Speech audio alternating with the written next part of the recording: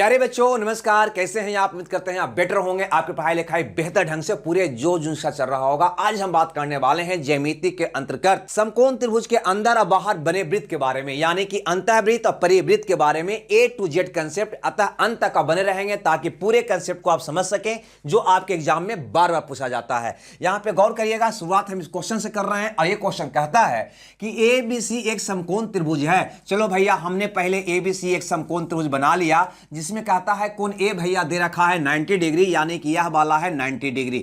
यहां से स्पष्ट है ए है, बी है और ये सी है। अब आपका प्रश्न आगे बोलता है कि A B 6 centimetre, A C 8 centimetre, A B 6 centimetre, A C 8 centimetre. तो पहले ही इतना ही देखते के साथ आपको पता चल गया होगा कि 3 4 5 का ट्रिपलेट का डबल है, यानी 3 का दुगना, ये 4 का दुगना, तो ये 5 का दुगना 10 हो जाएगा। इतना तो आप जानते ही होंगे। आगे कहता है कि एक वृत्त जिसका केंद्र ओ है जो त्रिभुज के अंदर बना हुआ है, यानी ये त्रिभुज के अंदर भैया एक वृत्त बना हुआ है जिसका केंद्र O है। आपसे पूछता है कि इसी का परिमाप हमको बता दो। तो भैया इसका जब त्रिज्या पता होगा तब ना परिमाप निकालिएगा। तो याद रहे, कभी भी समकोण त्रिभुज के अंदर कोई वृत्त बना दे तो वो अंतःवृत्त कहते हैं और उसका जो त्रिज्या होता है वह लंबवत भुजा का योग माइनस कर्ण का आधा होता है। ये आप याद रखेंगे हमेशा, यानी समकोण त्रिभुज के अंदर बने वृत्त का त्रिज्या लंबवत भुजा का योग माइनस कर्ण का आधा होता है। लंबवत भुजा कितना है भैया, तो कहोगे 8 6 14, 8 14, 14 में से 10 गया 4, 4/2 यानी कि 2 होगा। अगर इसका त्रिज्या पूछा होता तो 2 हो जाता, लेकिन हमसे भैया पूछ रखा है कि इसका परिमाप क्या होगा। अब परिमाप सबको पता है 2 पाई r होता है। r के स्थान पे 2 रखोगे तो 2 दूनी 4 पाई इसका परिमाप हो जाएगा। 4 पाई यानी कि डी ऑप्शन आपका सही हो जाएगा। तो हमें ये चीज जो है हमें याद रखना है कि अंतःवृत्त का त्रिज्या क्या होगा, a + b - c/2 यानी समकोण त्रिभुज का। चलिए भैया, तो इस पे आधारित एक क्वेश्चन को और हम देख लेते हैं। जैसे कि यहां पे है क्वेश्चन नंबर 2। ये कहता है 9 40 41 सेंटीमीटर लंबी भुजा वाले एक त्रिकोण यानी कि त्रिभुज के भीतर बने वृत्त यानी कि अंतःवृत्त का त्रिज्या क्या होगा। तो सबसे पहले गौर करिए, 9 40 और 41 में कुछ आपको दिखाई दे रहा है। तो हाँ भैया, हमको तो दिखाई दे रहा है क्योंकि 9 का वर्ग होता है 81, 40 का वर्ग होता है 1600, इसको जोड़ते हैं 1681 होता है, और 41 का वर्ग करते हैं तब भी 1681 होता है। यानी ये दोनों के वर्गों का योग इसके वर्ग के बराबर है, यानी यह ट्रिपलेट है, यानी यह एक समकोण त्रिभुज की भुजा को शो कर रहा है। अगर समकोण त्रिभुज की भुजा को शो कर रहा है तब तो आप आराम से बना लेंगे। ये हो गया 9, ये हो गया 40, ये हो गया 41। आपका प्रश्न है भैया कि इसके अंदर जो अंतःवृत्त है ना, इसका त्रिज्या हमको बता दो। ये आपका क्वेश्चन है। तो हमें पता है कि समकोण त्रिभुज के अंदर यानी कि अंतःवृत्त का त्रिज्या जो होता है वो होता है a + b - c/2 यानी लंबवत भुजा का योग माइनस कर्ण/2। लंबवत भुजा कौन है, तो 9 है और 40 है। तो कहोगे 9 + 40 माइनस कर्ण कितना है 41/2। 49 में से 41 गया 8/2 यानी कि 4 सेंटीमीटर आपका प्रश्न का लाजवाब उत्तर होगा, यानी ऑप्शन डी आपका सही होगा। तो भैया ये तो था अंतःवृत्त, लेकिन कभी कभी आपको कहेगा कि समकोण त्रिभुज के बाहर से तीनों शीर्षों से होते हुए जाते हुए वृत्त का त्रिज्या क्या होगा। तो तीनों शीर्ष होकर जो वृत्त जाता है ना, उसको हम कहते हैं परिवृत्त। क्या कहते हैं, परिवृत्त। तो चलिए, अगर परिवृत्त पर भी क्वेश्चन पूछ दे तो फिर हम कैसे बनाएंगे, जो आपको दिखाई दे रहा होगा क्वेश्चन नंबर 3 में। यह भी आपके एग्जाम में आया हुआ क्वेश्चन है और यह कहता है कि किसी त्रिभुज में समकोण बनाने वाले, यानी कि समकोण त्रिभुज के बारे में कह रहा है, भुजा 3 सेंटीमीटर और 4 सेंटीमीटर लंबी है, तो उस त्रिभुज के परिवृत्त का एरिया बताओ। परिवृत्त यानी कि तीनों शीर्षों से होकर जाने वाले वृत्त की बात किया है। याद रखिएगा, यहां पे अगर कोई ये सर्कल है और कोई वैसा त्रिभुज हो जो जिसका तीनों शीर्ष इस वृत्त पर हो, या ऐसा कह सकते हैं कि वैसा त्रिभुज जिसके तीनों शीर्षों से होकर वृत्त जाता है, उसी वृत्त को हम कहते हैं भैया परिवृत्त। इसको क्या कहते हैं हम, परिवृत्त। क्लियर है, आपको पता होनी चाहिए ये परिवृत्त का जो त्रिज्या होता है ना, वो कर्ण का आधा होता है। कर्ण का आधा होता है।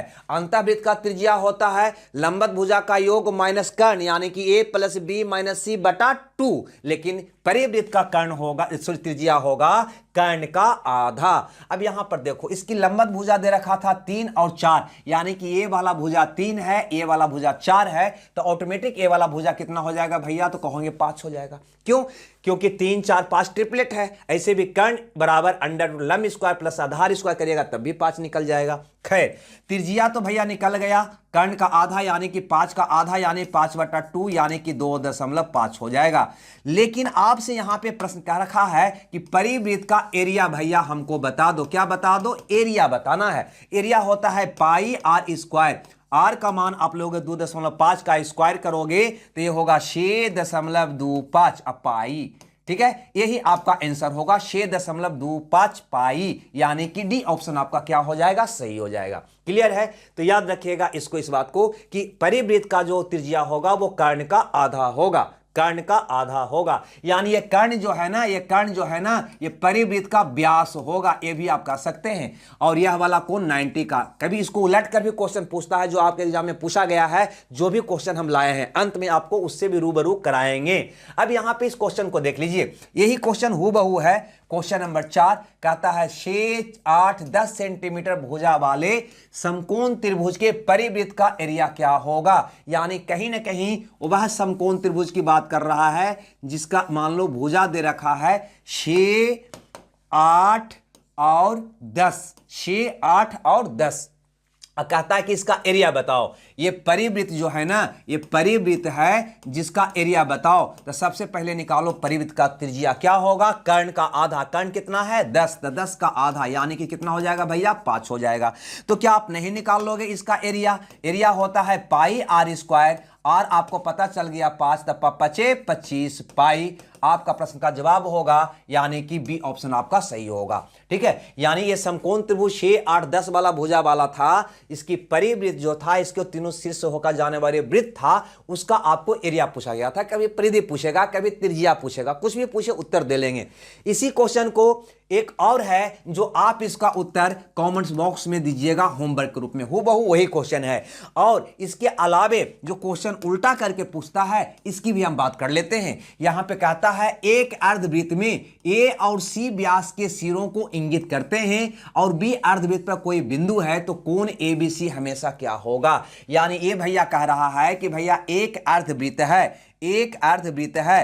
ठीक है, मान लो यही अर्धवृत्त है। ठीक है, इसका ये व्यास हो गया, जो इसका व्यास है वो AC को इंगित करता है, A और C व्यास के सिरों को इंगित करता है, A और C व्यास के एंड पॉइंट को इंगित करता है, और B अर्धवृत्त पर कोई बिंदु है, ये अर्धवृत्त पर कहीं पर भी एक बिंदु B है। तो आपको बताना है इसको मिलाने के बाद जो ये कोण बन रहा है A वाला कितना का होगा, यानी कोण ABC का मान क्या होगा, ये आपका प्रश्न है। ऐसे तो आप रटे हुए होंगे कि अर्धवृत्त का कोण समकोण होता है, अर्धवृत्त का भैया कोण समकोण होता है। यहां बनाओ 90 डिग्री होगा, अगर ये व्यास है तो यहां बनाओ भैया 90 होगा, कहीं बना दो क्या होगा 90 होगा। तो कहीं ना कहीं जब AC आपका व्यास है ना, तो कहीं पर भी ये व्यास परिधि पर कोण बनाएगा, वो कितना का बनाएगा, तो याद रखिएगा 90 डिग्री का बनाएगा, यानी समकोण बनाएगा, यानी डी ऑप्शन आपका सही होगा। अर्धवृत्त का कोण क्या होता है, समकोण होता है। और इसको अगर उलटकर आप देखते हैं, इस क्वेश्चन में भी आप देखे होंगे, तो कहीं ना कहीं ये क्या था आपका भैया, व्यास था। तो व्यास के द्वारा जो कोण बना था वो कितना का बना था, 90 डिग्री का। ये आपको याद रखना है, या फिर डायरेक्ट आप याद इसको रख सकते हैं कि अर्धवृत्त का कोण समकोण होता है, अर्धवृत्त का कोण समकोण होता है। ठीक है, त्रिभुज से जुड़ी हुई और भी बातें हैं जो हम अगले क्लास में लाएंगे इसी प्रकार से। अगर बढ़िया लगता है तो कमेंट जरूर करिए कि क्लास और आगे कैसा आना चाहिए। लाइक शेयर तो आप करेंगे ही करेंगे। जो विद्यार्थी नए हैं चैनल को सब्सक्राइब जरूर कर लेंगे। हमें दीजिए विदा, मिलते हैं अगले वीडियो में। जब तक आप खुश रहिए, मंगल रहिए। Okay, bye bye.